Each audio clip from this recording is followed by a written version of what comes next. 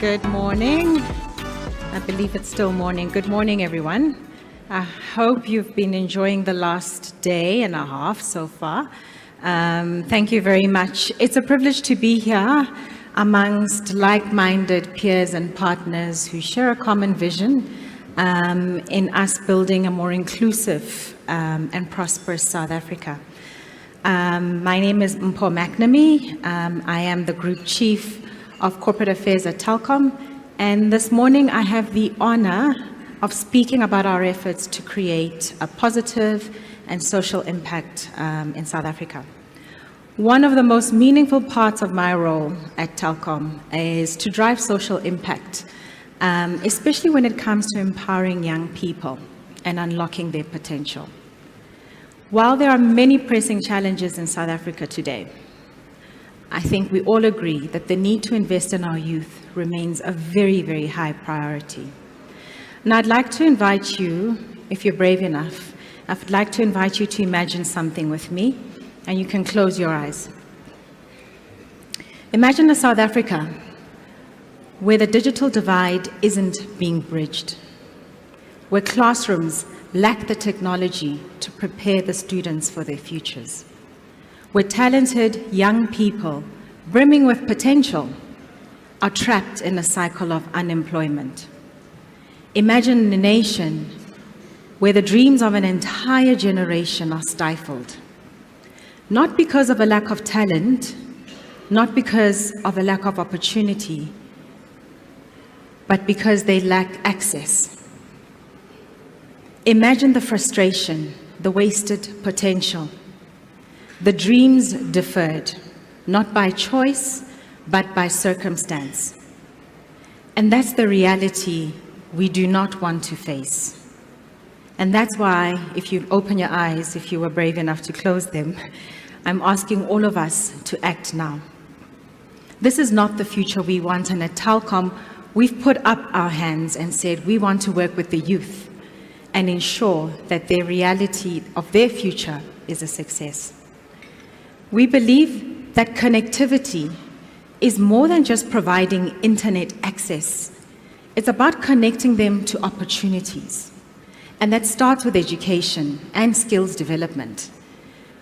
We also believe education remains an equalizer and remains a priority for us to invest in. We're not just building networks, connecting cables and fiber. We're actually building futures. We all know that South Africa faces a significant challenge in youth unemployment. Almost half of our young people aged between the 15 and 34 are not economically active.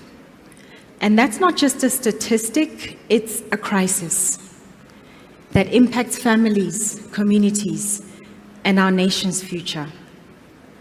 Through the Telkom Foundation, our Telkom's primary vehicle for driving socio-economic development, our mandate is clear: to contribute to the transformation of disadvantaged communities through sustainable development programs. We work with the government, the private sector, and civil society, and I know this year we're looking for more collaborative opportunities to grow our impact and scale.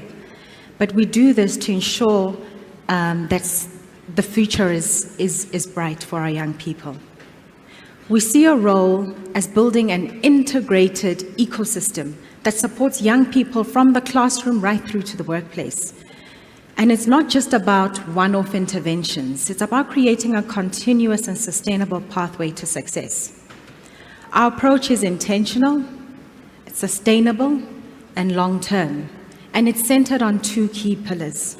Firstly, education and psychosocial support, and secondly, youth reskilling. If we begin with education, we're investing in a digital infrastructure for learning, bringing ICT and connectivity to schools. And we've provided ICT labs reaching over 10,000 learners in the last 2 years, equipped with smart boards and other resources. We've also trained about 2,000 teachers to integrate technology into the classroom. And we've been leveraging our OpenServe fiber footprint across the whole of South Africa to connect over 600 schools with fast and reliable internet. This is a game changer for access to information and to ensure online learning and participation in the digital economy. But we all know education is more than just academics. It's also about the well-being of the young people. You can't teach a child who's in distress. You can't expect learning to take place when there is trauma. That's why our psychosocial programs are so essential to students and schools. We've reached nearly 1 million people, and these are teachers, learners, and parents, through our counseling and awareness programs. We partner with Childline South Africa and Lifeline South Africa to provide access to support our communities through zero-rated calls and online platforms.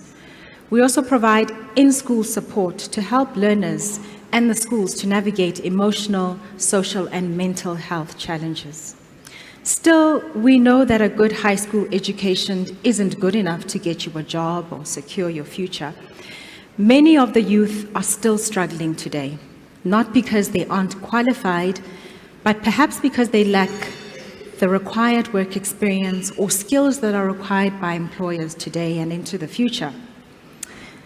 If we look at the statistics, which are sobering, 61% of unemployed youth have no work experience. Young people with experience are 4 times more likely to transition into the workplace. And youth without matric are 11 times more likely to be discouraged compared to those with a tertiary qualification. And that's why we also invest in youth reskilling, targeting practical and focused learning opportunities to ensure digital readiness for our youth.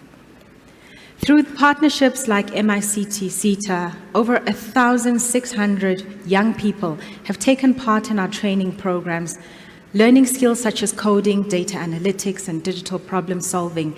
And it's interesting because 2 weeks ago, we had some of them attending a session with our board, just sharing their story of how we started with them from high school right through to now in the workplace at Telkom.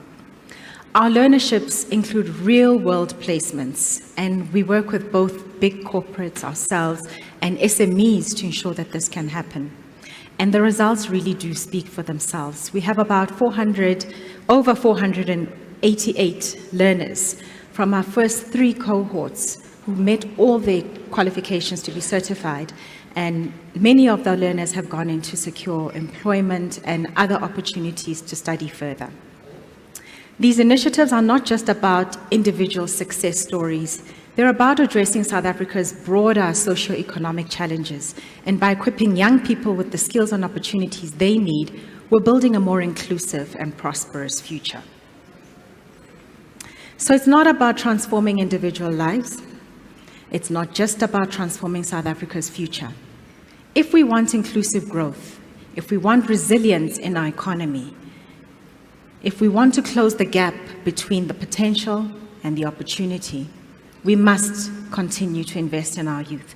So I'll leave this with you today. Let's commit not just to the principle, but to the practice, to models that connect the classroom to careers. Let's collaborate across sectors to build a future where every young person has a real shot at success. Because when our young people thrive, South Africa thrives. Thank you very much.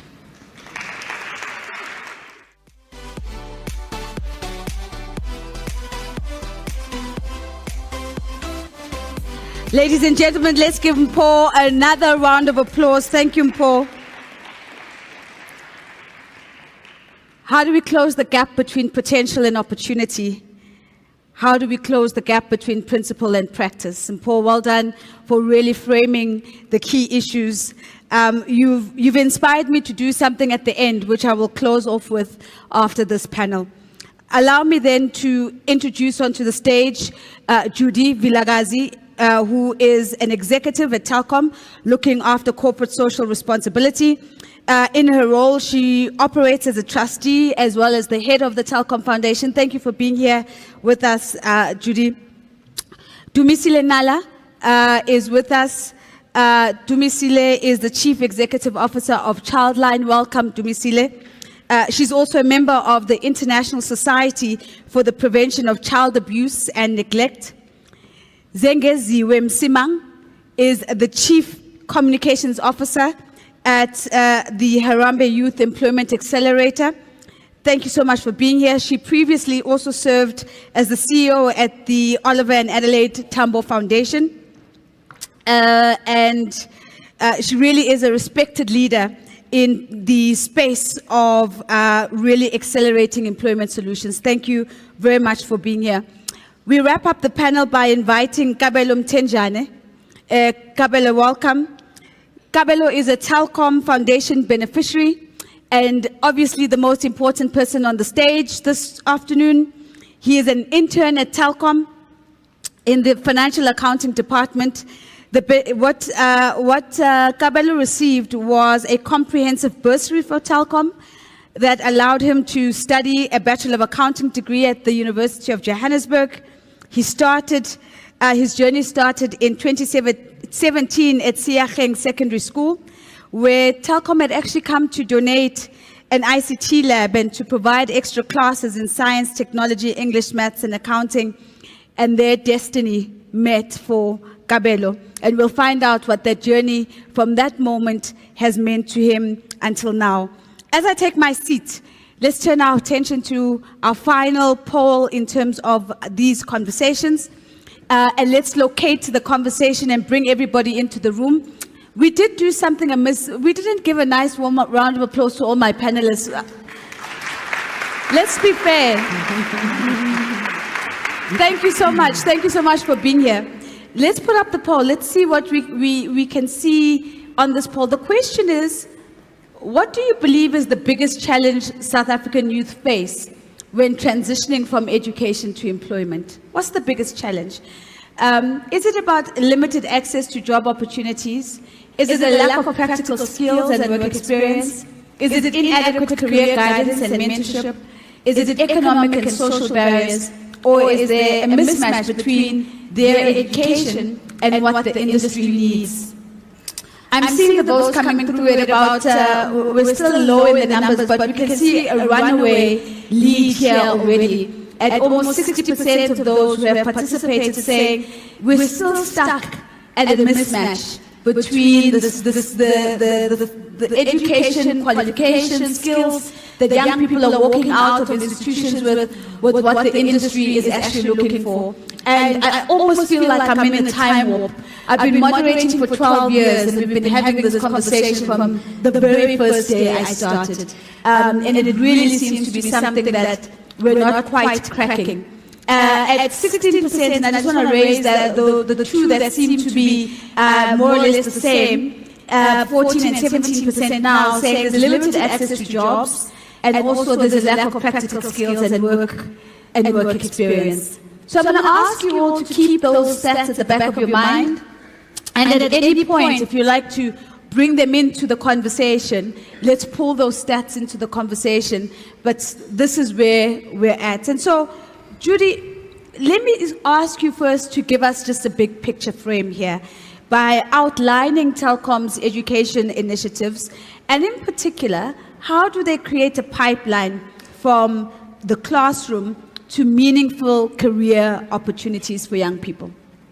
Thank you, Nozi, and good morning to everyone. So the Telkom Foundation implements a comprehensive strategy that is centered around education and integrating ICT into education. How we implement this is we've got focused areas that we roll out to our beneficiaries. One of those is providing academic support to enable access, to tools that will equip our young people and ensure that they have a better outcome with regards to their marks in the STEM stream.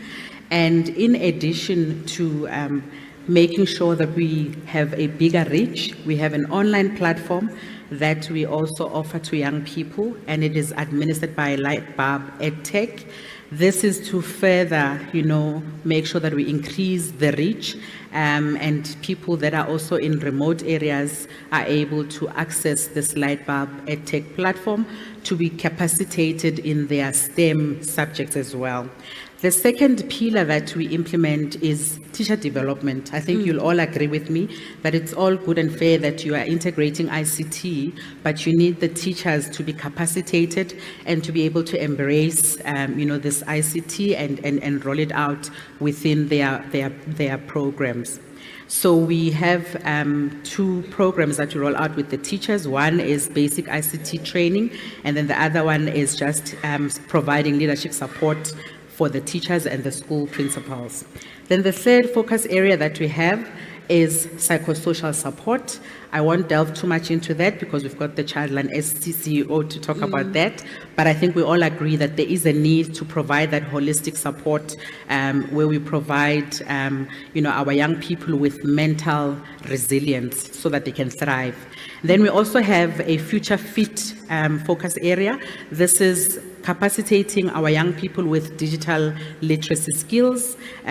You would know in most areas we roll out programs that are coding and robotics, and we are proud of this program as well because we just recently had a few of our young people graduate from that program.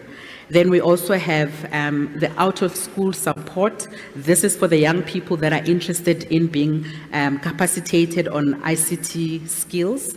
With this program, we work closely with MIC-SETA to provide different skills. And then we also place some of those young people in various host organizations. We partner with government as well. We've got some of our young people that have been placed in some of the schools where we support our schools with connectivity and the devices as well. So in terms of us, working with young people and working through that pipeline from classroom to workplace, we have a system where we capacitate our high school learners from grade 10 to grade 12, working with a service provider, Grades Match, to make sure that young people are well capacitated about how they will transition from high school to the tertiary environment, or for some of them who might actually be exploring, the opportunities of becoming an entrepreneur. So we provide your career guidance. We assist our learners to also apply at tertiary institutions. We sponsor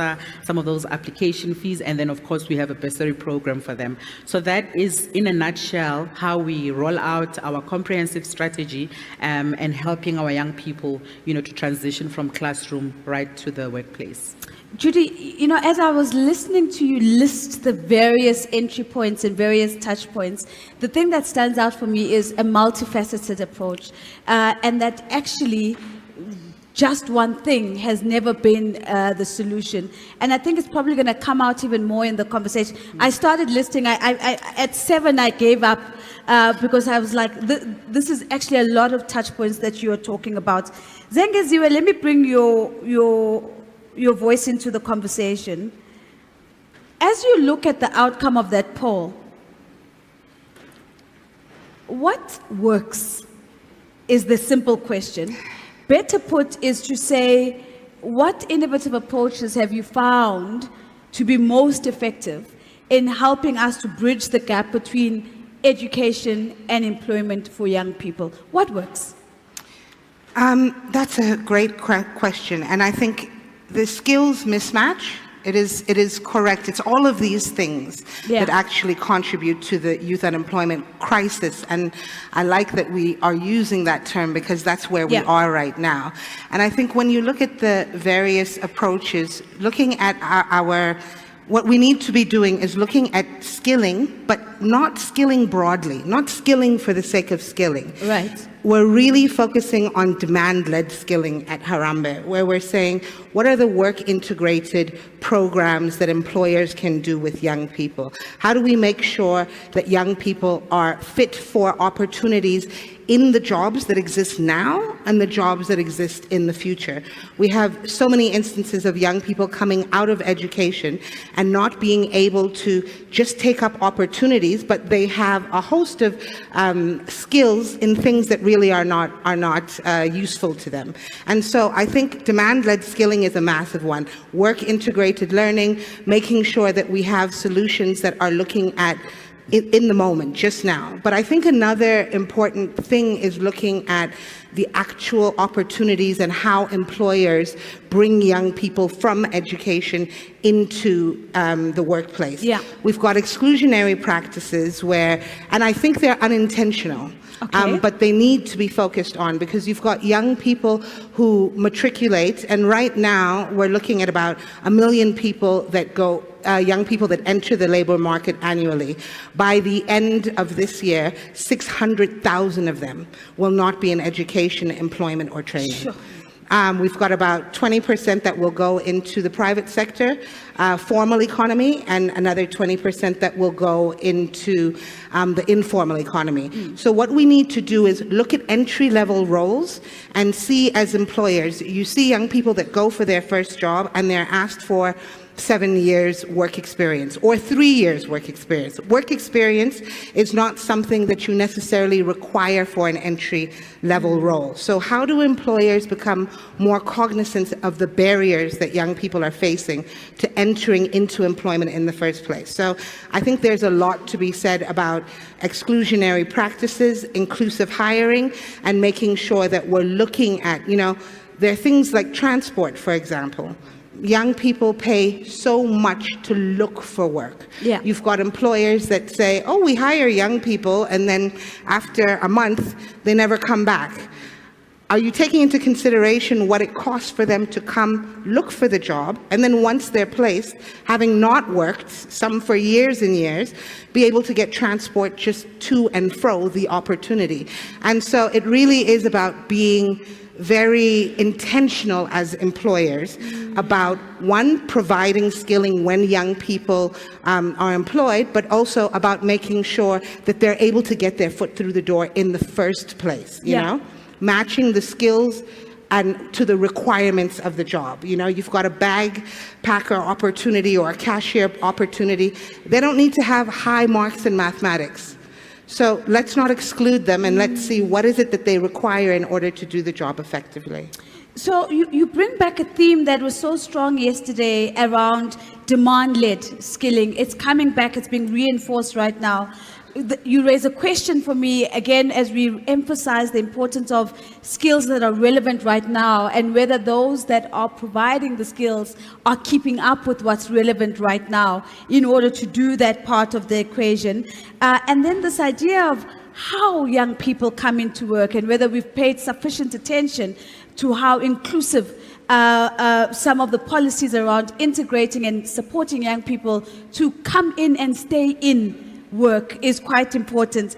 I think I'm going to test all of these things with Kabelo, because I think the beauty of having the young people on the stage is they can tell us what works and what doesn't work. But before I come to you, Kabelo, let me go to Mrs. Dumisile, because one of the things that Judy speaks about Dumisile is, she says, psychosocial support matters too.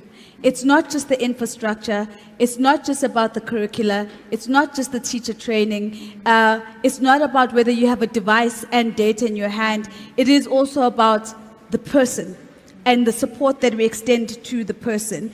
In your experience, what foundational psychosocial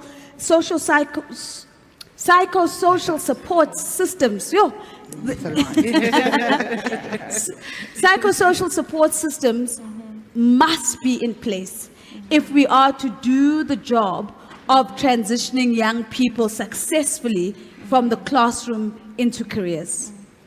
Thank you, Nozi, for the opportunity. Before we get to that, I think I need to just say, you should have warned me how nerve-wracking it is to sit up here. But I think it's not so much about the nerves, it's just the magnitude of the space, Yes. the opportunity to listen, the opportunity to be challenged, but also to share some of our insights. So I appreciate that. Yes, I'm still nervous, so I will calm down and try to focus on the topic at hand. So psychosocial support is very critical for our young people. And for me, it has to start very early on. Because if we're talking about this when they are ready to go to school or to start their careers, a lot has happened in their lives, which might actually hinder even their ability to even engage or think beyond what is going on in their lives.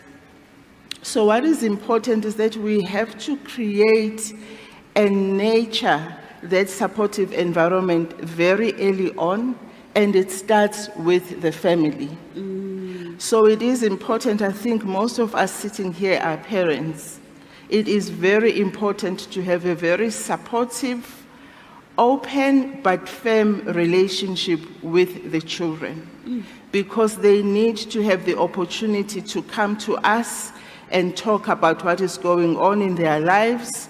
They need to know that even if they mess up, they can go back home and be held and be supported to get up again. That is very critical. But more than that, we also need to look at our community, the environment that we are raising our children in. That environment also has to be supportive, because we want our children to be emotionally strong. We want to develop their self-esteem, their confidence, because that is the key element that will hold them when they start university, when they start their careers, because as parents and caregivers, we will not be there for them. But what we also see, and it's really unfortunate for us in South Africa, is that the environments that I'm talking about are the same environments that cause trauma to our children. So what we see is our children, you know, we talk about post-traumatic stress disorder. That is not what our children are experiencing now, because post-traumatic means you have experienced the trauma, it has happened, you are now trying to get on with your life. Our children are experiencing continuous trauma, which means it is constant, it is not stopping. Unfortunately, the system as it is also takes them back to that environment. So the ability to deal with trauma, to move on, is very difficult. Hence, we see a lot of mental health challenges in our children. So the other aspect I need to bring in, therefore, providing that support, is organizations like ourselves and other NGOs, wherein we are able to come in and provide that psychosocial support. We are able to come in and hold them and help them deal with their day-to-day situations, because they are not able to go home and talk to someone about it. Even in environments where they can go home, parents are busy. Parents are chasing their jobs. Parents don't even have an opportunity to drive with their children to school so you can have those conversations. We are busy. So where do children go to then for that support? So it is those different phases that are critical and important to at least provide that holding for our children. I think, Dumisile, you asked such a beautiful question at the end that I want to sort of invert for all of us. Where do my children go? And I think that's, and you know, the confidence with which one answers that question, to say, no, they definitely come to me, and if they don't, where do your children go? And I think you've raised such an important issue for us to think about the experience of a continuous trauma, and what does that mean for a child who's also trying to transition out of the education system into a career in the midst of all of those experiences. So Kabelo, let me bring you into the conversation. I want to give you 2 to 3 minutes to share with us a little bit about your journey from Siafeng Secondary School to how you became an intern at Telkom, but maybe specifically talk to us a little bit about the support you got from Telkom in your journey. So like you mentioned, my journey with Telkom began back in 2017. I was in grade 8. Telkom donated ICT infrastructure to our school at Siachen Secondary School. It's a township school in Soshanguve, just in the outskirts of Soshanguve. So when they donated the infrastructure, obviously we did not have such infrastructure before. So I think that really, gave us hope. Say that actually there are people who sees us, we are being seen. And, fast forward to, grade 10, I came the time where we had to choose our subjects for grade 10. And Telkom told us that they are focusing on maths, science, and accounting. So they want to, sponsor us and actually provide extra classes and provide us with coding classes. And at that time, I was like, I want to be an accountant. I don't know what, why do I need to take this coding classes? I just need my accounting classes. I didn't see the importance of, coding classes. And when I got to grade 12, Telkom partnered with Great Smash. They applied for us for our university applications. They also assisted with our application fees. And I remember I was so excited on the day I got my results. I was like, oh, finally I'm going to university. But also I remember I had so much stress because I did not know where I'm gonna get funding for my studies. And my application, I did apply for NSS, but I hadn't got feedback, and I was so worried. The time has come for me to leave, and the future was uncertain. And I remember getting a call from Telkom. They were saying that they were awarding me a comprehensive bursary. They were going to cover my fees, my accommodation, study material, and over and above that, they also provided me with a monthly stipend. And I think that really helped. And as I was trying to settle into uni, the freedom, because now I moved from Soshanguve, I'm in Joburg at UJ, and the freedom, it can be overwhelming. I don't know how to manage money. It's my first time having such an amount of money in my account, and and I think that's where the mentorship programs and because Telkom used to provide us with monthly mentorship programs, and we really delve into financial literacy, time management, and also how to manage your stress, and when to identify when you just need to stop and raise up your hand and ask for help. And I think that was really important in my academic studies, because you don't really need to stress about anything else but your studies as a student. And I think I'm really grateful to have had such support from Telkom. And I remember last year when I got my results, I had passed. I finished my qualification, and the future was uncertain. I didn't know what I need to do. But what I know is I had to do my honors, because it's part of SAICA requirements for one to have honors before you start your SAICA articles.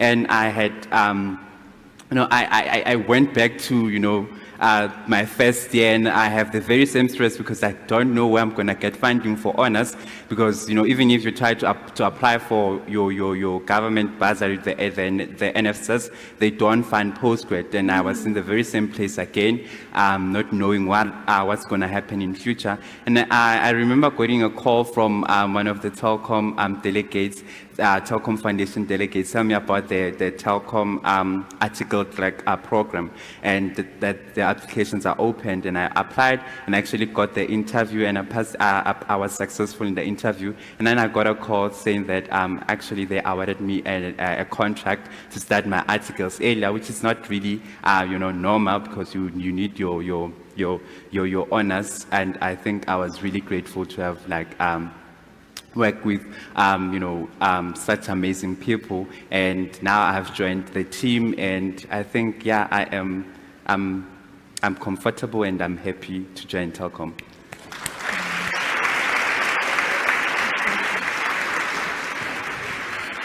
So you get a sense of this comprehensive support in the story, and I wanted to let Kabelo to really just tell his story, because as you listen, you hear these intervention points that are so important. And the flip side of those intervention points is that they could have been cracks that he could have fallen through.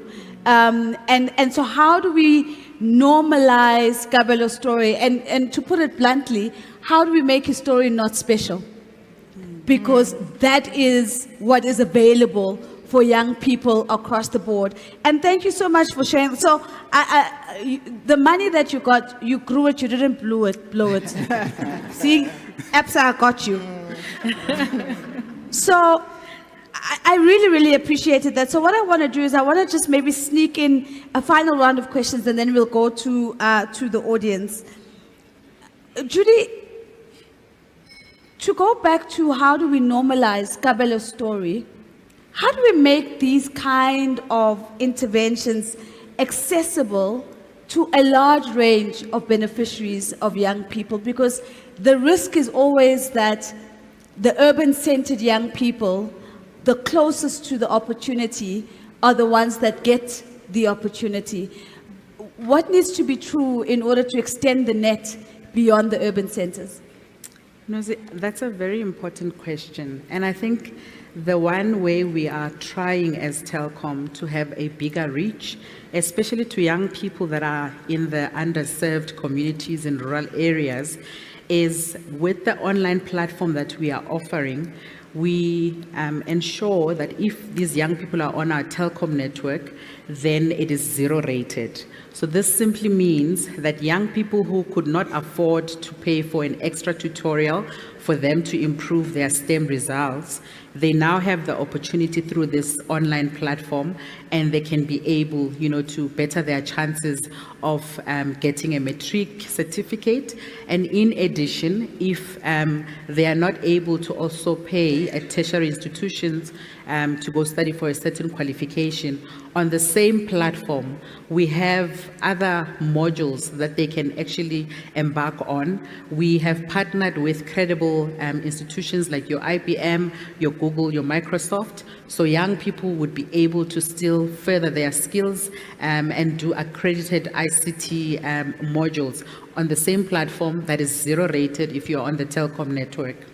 This is our way of showing the commitment that we want to leverage technology, because we believe that technology, and when you combine it with education, it is definitely an equalizer, and it is also able, to level the playing field, and you are able to, ensure that our young people are able to create a future that they desire. So when we talk the digital divide and us being intentional, we believe that this is one easy way of doing it by ensuring that we remove the data costs. As we all understand that data is a big challenge, and we are also saying when you do have access to this online platform, even if you are based somewhere in KZN, which we have rolled out last year in remote areas, where we were also donating devices to some of those young people, we were saying to them, you'll be able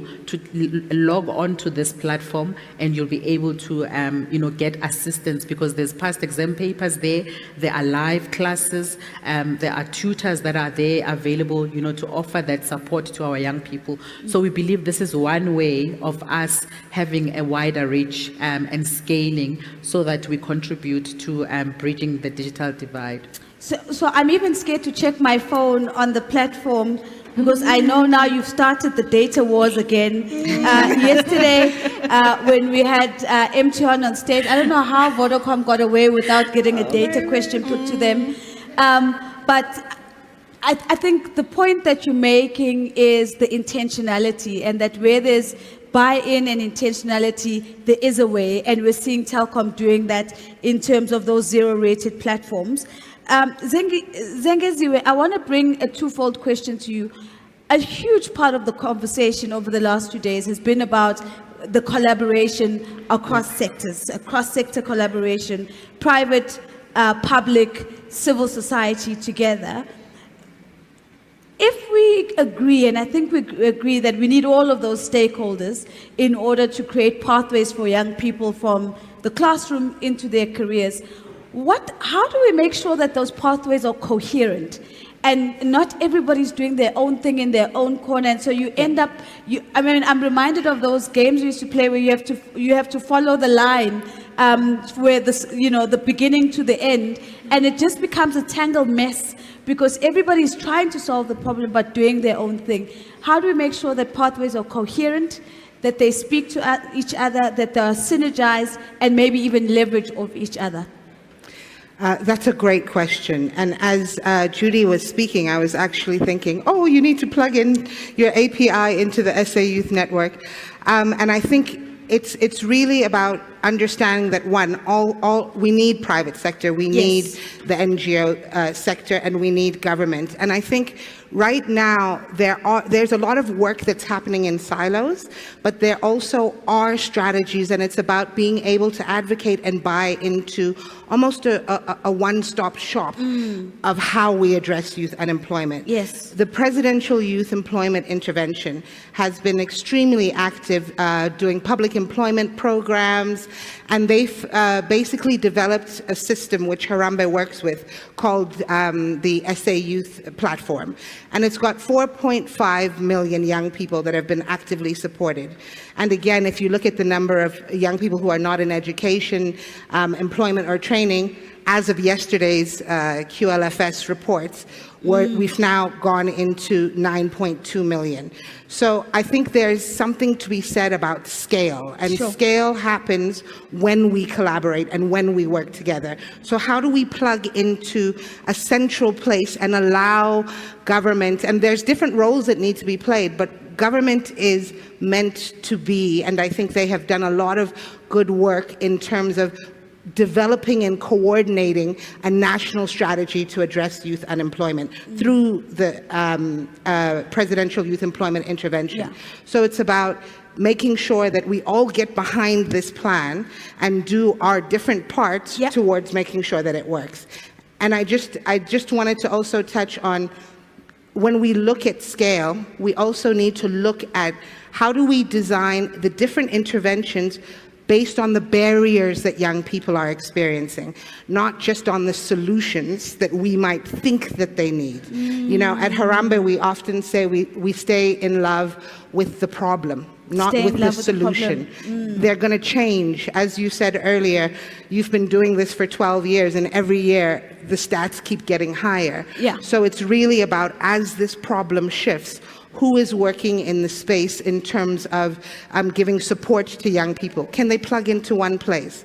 Who is working in terms of data? And I think across the board, like the SA Youth Platform is data-free, zero-rated, but it's about making sure that young people can download information. It's about having a meeting place between private sector, public sector, as well as the NGO sector, and I think the platform is that to a large extent. So you're encouraging us and challenging us to really understand the barriers and to stay obsessed with the barriers. And I want to maybe bring that obsession to you, Dumisile, because we've highlighted already in the conversation that many of these barriers are beyond finance, potentially beyond academic preparation, that they can be personal in their nature.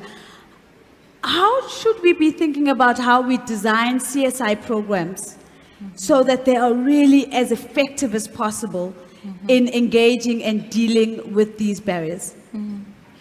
So I think really the conversations we've had even from yesterday are centered around that. Because we have to put a child or that young person at the center, and understanding that we are all pieces of the puzzle that has to work together in order to enable that young person that we are talking about to succeed and thrive. Yeah. So if one piece is not working as it should, it will have an impact in terms of the services and the resources that should be in place for that one young person. And I think for me, coming from an NGO space, we spoke a lot about sustainability and long-term thinking. Yes. And I think that is critical in terms of providing support to a child. You know, when you start engaging with young people and providing work for them, you know that the funds and the access to support that you've got is only for 12 months. But a child's life is not 12 months. Yeah. It is ongoing. So those breaks in between actually have a negative impact, even in terms of how we look at the support that we provide moving forward. Yeah. Also, you know, we are somehow excited that the support is now over 3 years, so it's a bit longer and sustainable. But I was actually challenged and encouraged when I looked at our relationship with Telkom, which actually dates back to when Childline started, and that was back in 1983, 1989. And that is where the relationship started with Telkom, and it still exists even today. So it is understanding that if we're working with children and young people, their lives are continuous, and we have to therefore implement and structure our support in that manner. And understanding there are different pieces, but they have to work together in order to provide the support.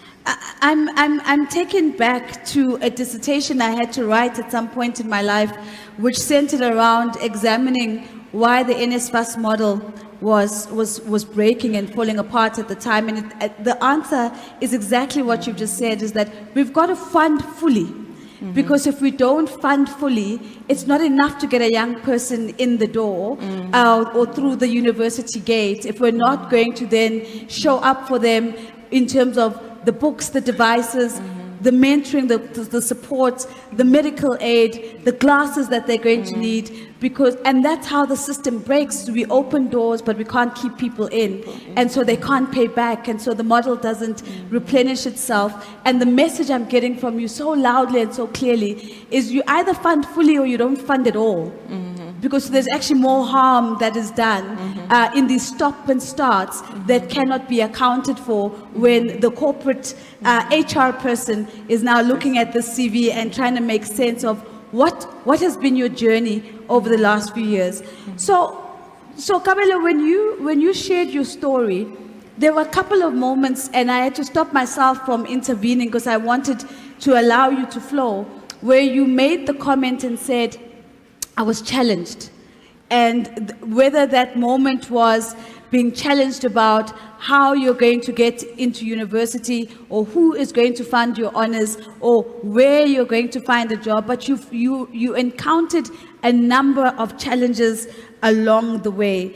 The question that I want to bring to you now, before I go finally into the audience, is if you think about all the things that you had to come up against, what did you need that could have made those challenging moments a little bit easier for you? I think first and foremost is I think it's lack of knowledge or access to information, right? Because I think, and I'm going to take it back to to grade 10. When you're in grade 10, you don't really necessarily know the importance of the subjects that you choose, because now that's determine what you do after matric and what you do and beyond, right? And I think it's really important for organizations like the Telkom Foundation to really invest in such, in providing career guidance or career expos, especially for township schools. And I think another point that I want to raise is not necessarily knowing when you get to matric, not necessarily knowing what qualification to choose. And I remember when I chose my degree, I didn't even know the difference between your Bachelor of Accounting and BCom Accounting, and there's a very huge difference. And I think I really got lucky. I chose Bachelor of Accounting, and turns out it was a CA stream. And when I got into my first, and they explained really the difference between the two, and I was really grateful that I miraculously chose that stream. And I think it's really important for us as young people, and I think it's the responsibility of us, because now when I was at Matric, I really had access to internet, because Telkom had provided data, had provided tablets, had provided us with also computer labs. So it was really on me to go into the internet and actually research about what I really want to do, and I think maybe I think it really is lack of information for me, and yeah. Thank you so much, Kabelo. Information, career exposure, access to internet, to be able to access these opportunities. You've taken me back to my own youthful years, and I'm significantly older than you. But how I chose my very first degree was based on what was the cheapest thing in the prospectus. And that is the reality, I think, unfortunately, of young people even today. And you've just taken me back to that moment. And it's just the lack of exposure, but also the pressing reality of what is going to be the least burdensome to my family in the absence of financial support. So thank you very much for that. I want to go to the app, and there's just so much here, and I'm going to try to bunch some of them together. And I want to maybe bring this one to you, Zengeziwe from Desiree. When will corporates start creating truly inclusive opportunities for young graduates by removing unrealistic experience requirements from entry-level and graduate programs? I'm intentionally not bringing it to you, Judy, as the corporate. I'm bringing it to you because I'm thinking this must be an ongoing conversation with your corporate partners to say, we've got to make the entry pathway into the world of work. We've got to lower some of those barriers. How is that conversation going? It's a difficult one, and I think it's taking the long path. I mean, the advocacy piece is endless, and I think it's really about once employers, and we have so many examples in sectors like the Global Business Service, for example, where you really have that coming together of public sector, private sector, and the NGO sector. And so you've got a concerted effort where government have said, we're going to help corporates invest in South Africa, make sure that they create these kind of opportunities. And then we've got corporates who are saying, great, so what we're going to do in return is we're going to make sure that we do work integrated learning on site for the young people, and see how we're better at retaining young people, making sure that their environment within the working environment is what it needs to be for them to stay. But essentially, I think corporates the intentions are good. It's about them understanding the ways in which they can reduce those barriers and understanding the realities for young people today, And so I think there's solutions that are out there, but it is essential. I mean, I've spoken about demand-led skilling, and employers also shifting the mindset from we are betting on young people to understanding that you're investing in young people. Yeah. You've got a Kabelo who is going to go on retention, is going to be amazing, but also what he's going to be able to give back, not just to his community, but to Telkom, to the actual organization, is critical. So looking at young people as investments as opposed to charity, it's really, and that's how you start to build a workforce that's going to stay with you. I'm looking at the clock, and I know I shouldn't do this, but I have to ask you this. It's coming through so strongly for me. Very, very quickly. There's a question here that says, is matric really necessary? As a gatekeeper, don't smile, Judy, because if you do, I'll bring it to you. Is matric really necessary as a gatekeeper entry? And this is from Kelly.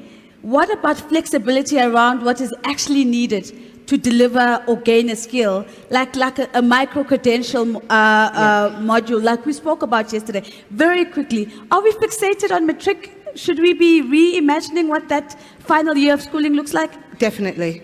And I Okay. don't think it's so much just the fix, it's about the micro-credentialing. It's about looking at the opportunities in the future, looking at digital skills, looking at where the opportunities are, and making sure that young people are able to take those roles up.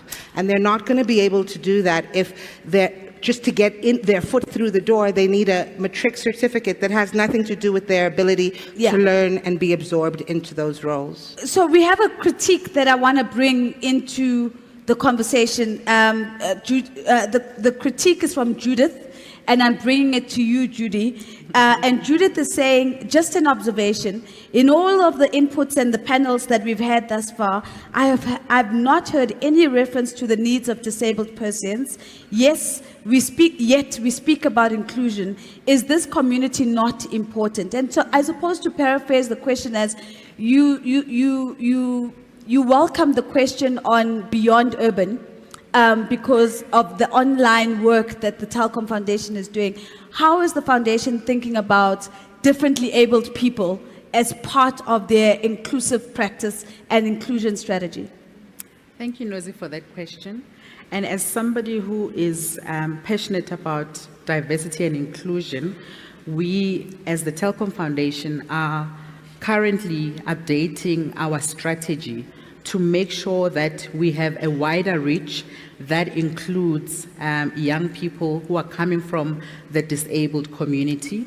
A simple example I can make is that last year we went to Katlehong School of the Deaf, where we actually rolled out a program there, and we also donated robotics kits, and we capacitated the teachers with those skills, because we believe that learners who have different needs are also deserving of being capacitated with the digital skills. So I think it was an error on my side not to mention it, but we are definitely intentional about incorporating the community from the disabled population and capacitating them.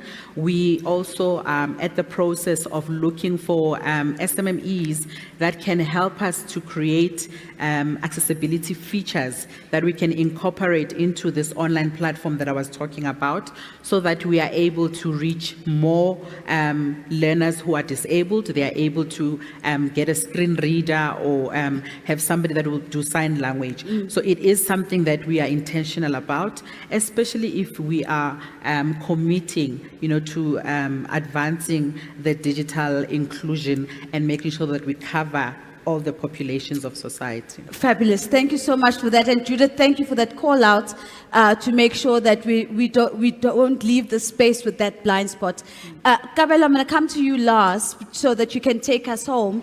But Dumisile, I just love this question from Gordon, and I hope I'm going to do it justice because I want to paraphrase it a little bit. But Gordon says, physical access to opportunity is key to sustainable employment. Our urban form inhibits this, and yet it's so rarely brought into the development conversation. How can we change this?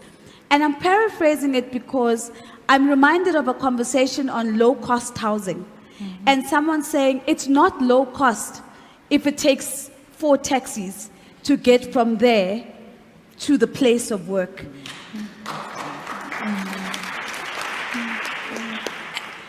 And so to bring your voice back, because you raised this issue with us at the beginning, are we thinking about the cost, not only financial cost, but even just the cognitive bandwidth of taking 3-4 taxis to the world of work? How do corporates better show up for young people, I suppose, to bridge the gap that shows itself up in the physical space? That's for you. I'll take it. I loved how she tried to pass it on. I'll take it if you want. Okay, you want to go for it first? I think it's just such an important point, and bridging that gap, it again goes back to being realistic about what the barriers that young people face are. They do not have networks. They don't know someone who can get them a job. We need to have jobs, and this is where technology plays such an important role. we are able to break that barrier of transport, which is not just transport, it's the transport of looking for work, as well as the transport of going to work once you have been enabled and you have the position. So I think it's so multifaceted, but looking at transport, looking at the networks that young people have, looking at data, and enabling young people to be able to search for work at no cost, all of these kind of cost barriers, they build up. And I think it's just a really critical point that what we need to be doing is using technology as that enabler to get people to where they need to be, young people.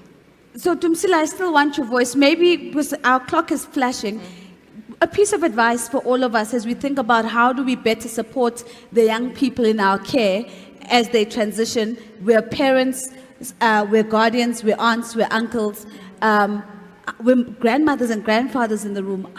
What's one thing we could do to better support? Really, a traumatized child cannot engage.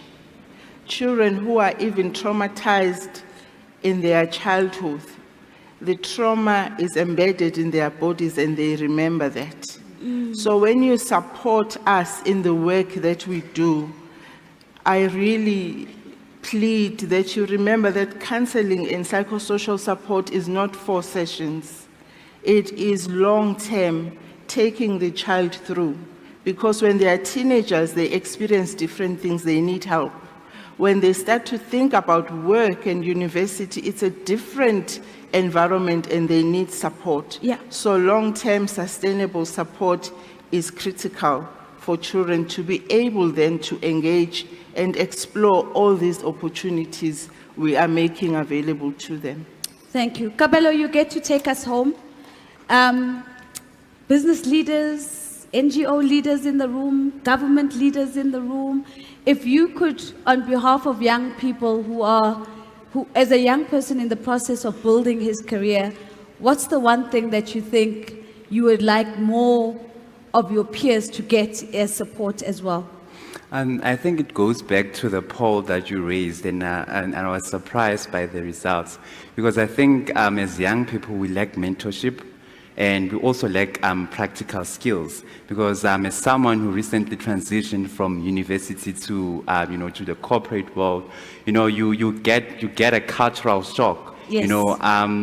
To the way it's like simple things like how you dress, how you present yourself, the fact that you can just be in an elevator with the group CEO and you don't even know how to introduce yourself. I think mentorship is really it's at the core of of our success and as young people, but also access to practical skills like your vacation work. I think we take this lightly, but it's really is it's important, and I think it's integral to our university studies. I think yes. So mentorship and practical skills. And practical skills, ladies and gentlemen, a big round of applause.